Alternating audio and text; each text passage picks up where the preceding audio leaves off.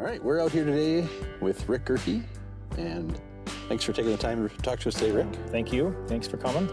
So why don't you tell us a little bit about your farm here? So I'm Rick Gehrke. I am a farmer here in Winnebago County near Omro, Wisconsin. We're located just north of the Fox River, about a mile.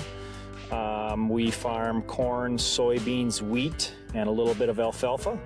And we integrate cover crops as much as possible. All right. So on that topic, we talked last year, almost exactly a year, a little bit more than a year ago, about cover crops, because last year we had kind of a drier season. Started wet, was dry, and kind of got some moisture in the fall.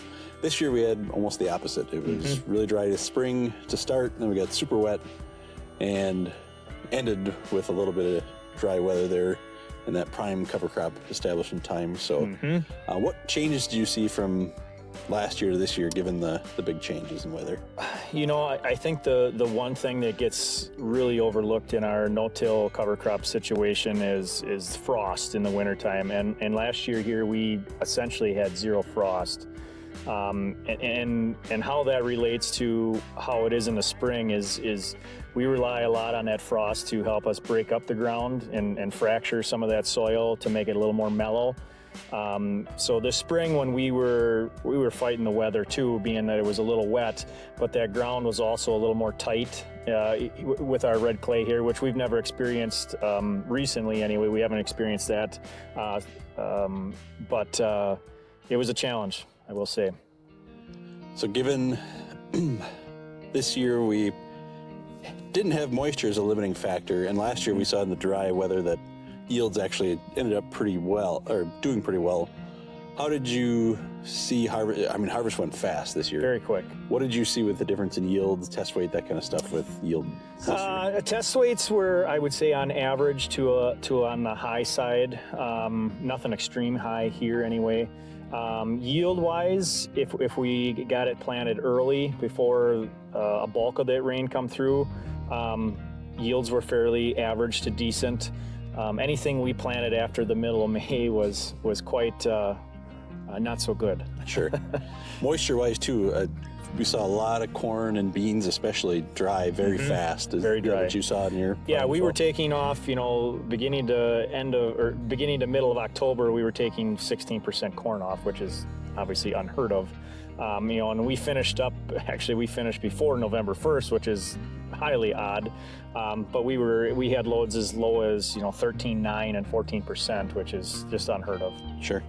Yeah, I know I looked back at when we talked last year, and it was just at the end of October, and I think you had a lot of beans left to go, and probably hadn't even started on grain corn, or maybe a little bit at that point. So yeah, just drastically different time frame this year.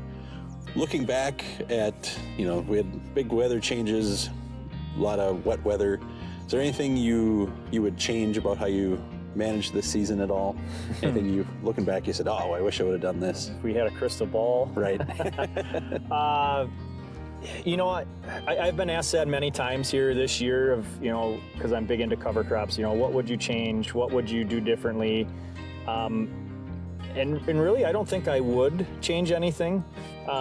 We did actually our cover crops this fall. We did the same as we did last year. If there's anything, experimenting with cutting the rates back a little bit. Okay. Maybe not so heavy. Try to get it maybe a little thinner stand, so come spring where we maybe won't have the bug pressure or the slug pressure, that is. But other than that, I don't think I would change much. What would you say was your biggest challenge this year? Too much water. Too much water? Too much water, yes. So we had seeds that were laying in the ground rotting. We've had seeds, you know, the plants get up and they just were stunted just because of excess moisture. Okay. As far as cover crop management, you touched on a little bit there. Termination this spring, anything different there? I did not change anything, no. Okay. We sprayed everything off, you know, right after planting. So we planted green and then sprayed. So no, we didn't really change anything going into it. And establishment this fall, everything the same, some drilled, some... most of it was all blown on with airflow with a Hagie interseeder. You know, obviously we did drill some after wheat, which was a totally different mix, but other than that, we pretty much stayed the same as we did in years past. So really moving forward, you're sticking with kind of the same plan, other than maybe reducing rates. Yep. I just want to reduce rates to see if it affects our slug pressure a little bit in the spring, because obviously that was a hot topic this spring with a lot of slug damage. But other than that, I'm going to try to stay as is and see what happens. Okay. Yeah, I think one of the things we've seen this year with the drier start to our fall was, even though the seed didn't germinate right away, we also had, the drastic changes in weather didn't really impact us as much as we thought, because once we did finally get some rain, things started germinating and things started popping. Do you see any changes in your mixes moving forward, knowing that if we do get another year like this, maybe the species diversity might change a little bit? I'd love to get more radish and turnips or brassicas in my mix. If there's one thing, I guess that would be one thing to just help break up the soil a little bit more, especially if we're kind of going to be in a period where we don't get much frost in the winters. Are we going to get 6-8 inches and that's it, or are we going to get the old-fashioned 4 feet deep frost? Right. But no, more types of brassicas or that kind of thing to help break up the soil a little bit, mellow it out even more. That would be great. Okay. Well, thanks again for taking the time, Rick. Yeah. We appreciate you talking to us about your cover crops. And if you'd like more information or like to see more videos like this, join our Facebook page or tech service to find out more.